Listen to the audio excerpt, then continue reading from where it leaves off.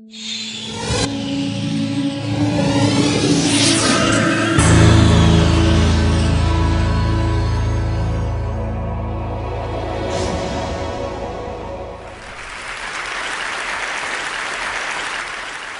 need to make a confession at the outset here. A little over 20 years ago, I did something that I regret, something that I'm not particularly proud of, something that in many ways I wish no one would ever know, but that here I feel kind of obliged to reveal.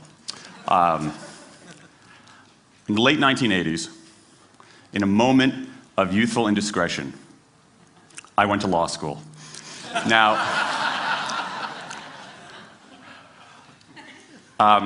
in America, law is a professional degree. You get your university degree, then you go on to law school. And when I got to law school, I didn't do very well. To put it mildly, I didn't do very well. I, in fact, graduated in the part of my law school class that made the top 90% possible. Thank you. I never practiced law a day in my life. I pretty much wasn't allowed to.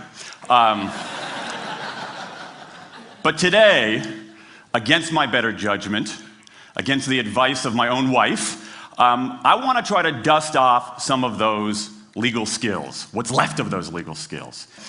I don't want to tell you a story. I want to make a case. I want to make a hard-headed, evidence-based, dare I say lawyerly case for rethinking how we run our businesses. So, ladies and gentlemen of the jury, take a look at this. This is called the candle problem. Some of you might have seen this before. It was created in 1945 by a psychologist named Carl Duncker. Carl Duncker created this experiment that's used in a whole variety of experiments in behavioral science. And here's how it works. Suppose I'm the experimenter. I bring you into a room. I give you a candle, some thumbtacks, and some matches. And I say to you, your job is to attach the candle to the wall so the wax doesn't drip onto the table. Now, what would you do? Many people begin trying to thumbtack the candle to the wall. Doesn't work. Some people, and I saw somebody kind of make the motion over here, some people have a great idea where they light the match, melt the side of the candle, try to adhere it to the wall. It's an awesome idea, doesn't work. And eventually, after 5 or 10 minutes, most people figure out the solution, which you can see here. The key is to overcome what's called functional fixedness. You look at that box and you see it only as a receptacle for the tacks, but it can also have this other function as a platform for the candle. The candle problem. Now, I want to tell you about an experiment using the candle problem done by a scientist named Sam Glucksberg, who's now at Princeton University in the US. This shows the power of incentives. Here's what he did. He gathered his participants and he said, I'm going to time you how quickly you can solve this problem. To one group, he said, I'm going to time you to establish norms, averages, for how long it typically takes someone to solve this sort of problem. To the second group, he offered rewards. He said, if you're in the top 25% of the fastest times, you get $5. If you're the fastest of everyone we're testing here today, you get $20.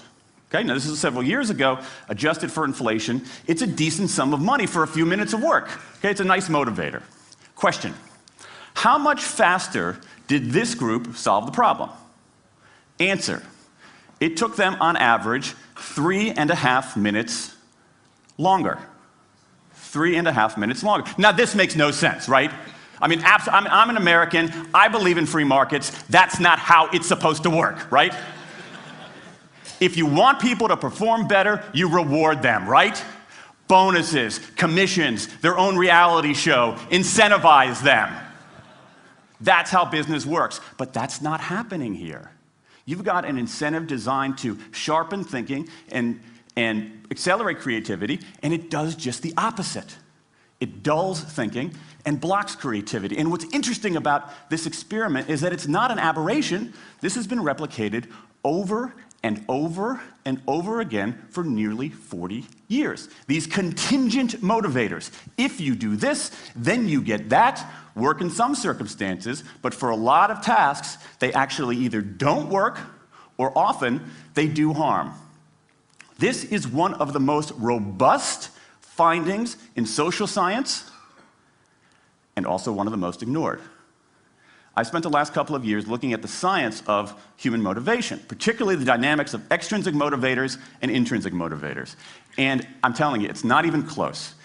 If you look at the science, there is a mismatch between what science knows and what business does. And what's alarming here is that our business operating system, think of the set of assumptions and protocols beneath our businesses, how we motivate people, how we apply our human resources.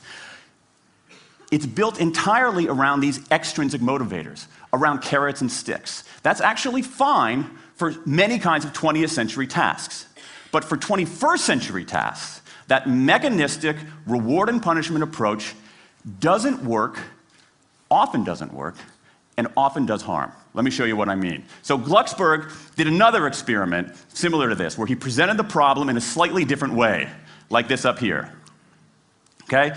Attach the candle to the wall so the wax doesn't drip onto the table. Same deal. You were timing for norms, you were incentivizing. What happened this time? This time, the incentivized group kicked the other group's butt. Why? Because when the tacks are out of the box, it's pretty easy, isn't it? If-then rewards work really well for those sorts of tasks, where there's a simple set of rules and a clear destination to go to. Rewards, by their very nature, narrow our focus, concentrate the mind. That's why they work in so many cases. And so for tasks like this, a narrowed focus where you just see the goal right there, zoom straight ahead to it, they work really well. But for the real candle problem, you don't want to be looking like this. The solution's not over here. The solution's on the periphery. You want to be looking around. That reward actually narrows our focus and restricts our possibility. Let me tell you why this is so important. In Western Europe, in many parts of Asia, in North America, in Australia, white-collar workers are doing less of this kind of work and more of this kind of work. That routine, rule-based, left-brain work, certain kinds of accounting, certain kinds of financial analysis, certain kinds of computer programming, has become fairly easy to outsource, fairly easy to automate. Software can do it faster. Low-cost providers around the world can do it cheaper. So what really matters are the more right-brain, creative, conceptual kinds of abilities. Think about your own work. Think about your own work. Are the problems that you face, or even the problems we've been talking about here, are those kinds of problems, do they have a clear set of rules and a single solution? No. The rules are mystifying. The solution, if it exists at all, is surprising and non-obvious. Everybody in this room is dealing with their own version of the candle problem. And for candle problems of any kind, in any field, those if-then rewards, the things around which we've built so many of our businesses, don't work. Now, I mean, it makes me crazy. And this is not, here's the thing, this is not a feeling, okay? I'm a lawyer, I don't believe in feelings. This is not a philosophy. I'm an American, I don't believe in philosophy. This is a fact, or as we say in my hometown of Washington, D.C., a true fact. Let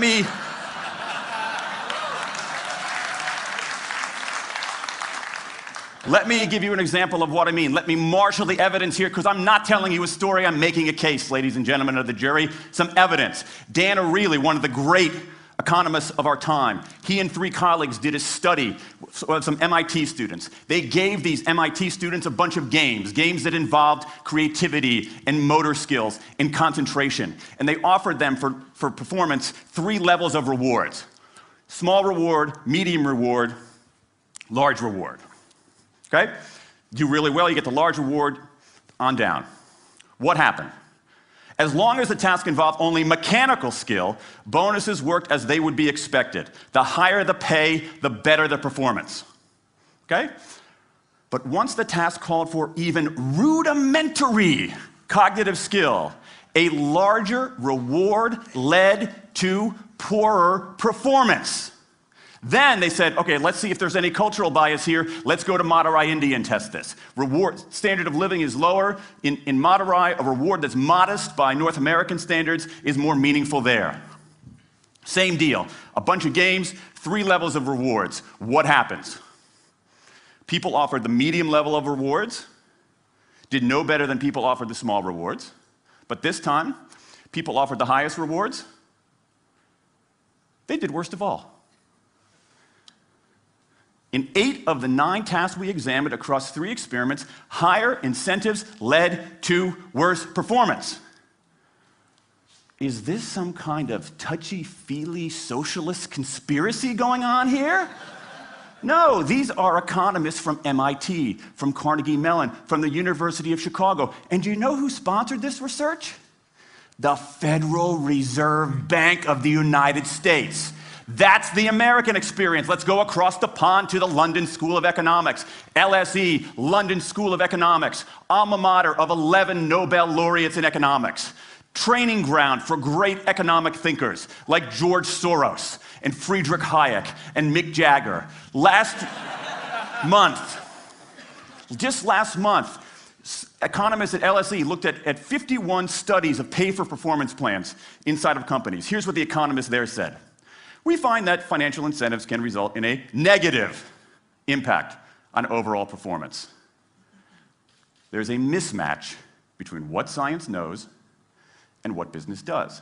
And what worries me as we stand here in the rubble of the economic collapse is that too many organizations are making their decisions, their policies about talent and people, based on assumptions that are outdated, unexamined, and rooted more in folklore than in science.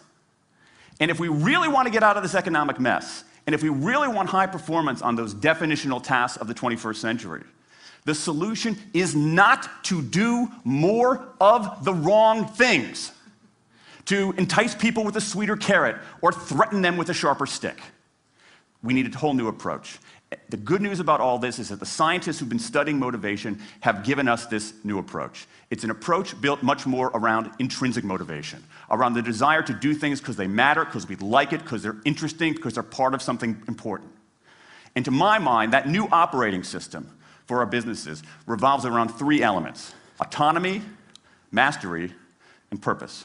Autonomy, the urge to direct our own lives. Mastery, the desire to get better and better at something that matters. And purpose, the yearning to do what we do in the service of something larger than ourselves. These are the building blocks of an entirely new operating system for our businesses. I want to talk today only about autonomy. In the 20th century, we came up with this idea of management. Management did not emanate from nature. Okay? Management isn't it's not a tree, it's a television set. Okay? Somebody invented it. And it doesn't mean it's going to work forever. Management is great. Traditional notions of management are great if you want compliance. But if you want engagement, self-direction works better. Let me give you some examples of some kind of radical notions of self-direction. And what this means, you don't see a lot of it, but you see the first stirrings of something really interesting going on. Because what it means is, it means paying people adequately and fairly, absolutely. Getting the issue of money off the table, and then giving people lots of autonomy. Let me give you some examples. How many of you have heard of the company Atlassian? Okay, looks like less than half. Atlassian is an Australian software company, and they do something incredibly cool. A few times a year, they tell their engineers, go for the next 24 hours and work on anything you want. As long as it's not part of your regular job. Work on anything you want. So the engineers use this time to come up with a cool patch of code, to come up with an elegant hack. Then they present all of these stuff that they've developed to their teammates, to the rest of the company, in this wild and woolly all-hands meeting at the end of the day. And then, being Australians, everybody has a beer. They call them FedEx days. Why? Because you have to deliver something overnight. It's not bad. It's a huge trademark violation, but it's pretty clever. That one day of intense autonomy has produced a whole array of software fixes that might never have existed. And it's worked so well that Atlassian has taken it to the next level with 20% time, done famously at Google, where engineers can spend 20% of their time working on anything they want. They have autonomy over their time, their task, their team, their technique. Okay? Radical amounts of autonomy. And at Google, as many of you know, about half of the new products in a typical year are birthed during that 20% time. Things like Gmail, Orkut, Google News. Let me give you an even more radical example of it. Something called the results-only work environment, the ROWE, created by 2 American consultants in place at about a dozen companies around North America. In a row, people don't have schedules. They show up when they want. They don't have to be in the office at a certain time or any time. They just have to get their work done. How they do it, when they do it, where they do it, is totally up to them. Meetings in these kinds of environments are optional. What happens? Almost across the board. Productivity goes up, worker engagement goes up, worker satisfaction goes up, turnover goes down. Autonomy, mastery, and purpose. These are the building blocks of a new way of doing things. Now, some of you might look at this and say, that sounds nice, but it's utopian. And I say, nope. I have proof. In the mid-1990s, Microsoft started an encyclopedia called Encarta. They had deployed all the right incentives. All the right incentives. They paid professionals to write and edit thousands of articles. Well-compensated managers oversaw the whole thing to make sure it came in on budget and on time. A few years later, another encyclopedia got started. Different model, right? Do it for fun.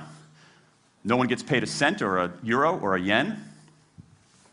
Do it because you like to do it. Now, if you had, just 10 years ago, if you had gone to an economist anywhere and said, hey, I got these 2 different models for creating an encyclopedia. If they went head-to-head, who would win? 10 years ago, you could not have found a single sober economist anywhere on planet Earth who would have predicted the Wikipedia model. This is the titanic battle between these 2 approaches. This is the Ali Frazier of motivation, right? This is the Thrilla in Manila, all right? Intrinsic motivators versus extrinsic motivators. Autonomy, mastery, and purpose versus carrots and sticks. And who wins? Intrinsic motivation, autonomy, mastery, and purpose in a knockout. Let me wrap up. There's a mismatch between what science knows and what business does, and here's what science knows. 1, those 20th century rewards, those motivators we think are the natural part of business, do work, but only in a surprisingly narrow band of circumstances. 2, those if-then rewards often destroy creativity. 3, the secret to high performance isn't rewards and punishments, but that unseen intrinsic drive, the drive to do things for their own sake, the drive to do things because they matter. And here's the best part. Here's the best part. We already know this. The science confirms what we know in our hearts. So, if we repair this mismatch between what science knows and what business does, if we bring our notions of motivation into the 21st century, if we get past this lazy, dangerous ideology of carrots and sticks, we can strengthen our businesses, we can solve a lot of those candle problems, and maybe, we can change the world. I rest my case.